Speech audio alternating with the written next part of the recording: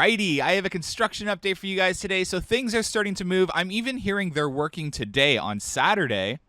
But as you can see, there's orange markings on the peak of the mountain where the support columns are going to go through. This is over by Wonder Mountain's Guardian and Vortex's Drop. So that's really exciting. As you saw there, they have started to take apart a peak.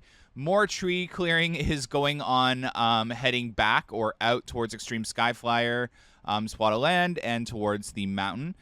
So definitely removed a lot of trees around the park. They are hard at work, as you can see. Another large amount of steel has arrived, or rebar, sorry, not steel. Rebar has arrived for construction. Inside the mountain, they've done a lot of clearing. As you can see, this complete straightaway where the launch is going to go, that's insane.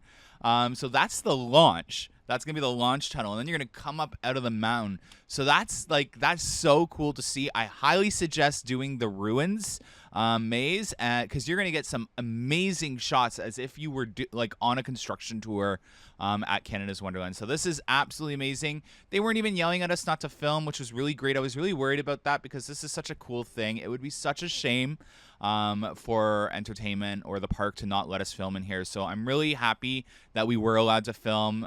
So it was great. So with that being said, this is your future launch. So it's just really cool to see it in perspective. I am a little worried because there's a lot less work going on than I would have thought. As you can see, that's where the wall was knocked down. And there's a lot of markings in there.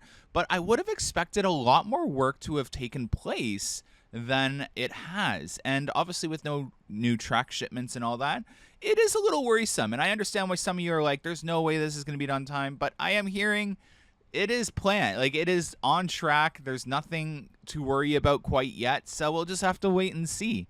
When am I expecting more track shipments? I get that a lot in the comments down below. I don't know.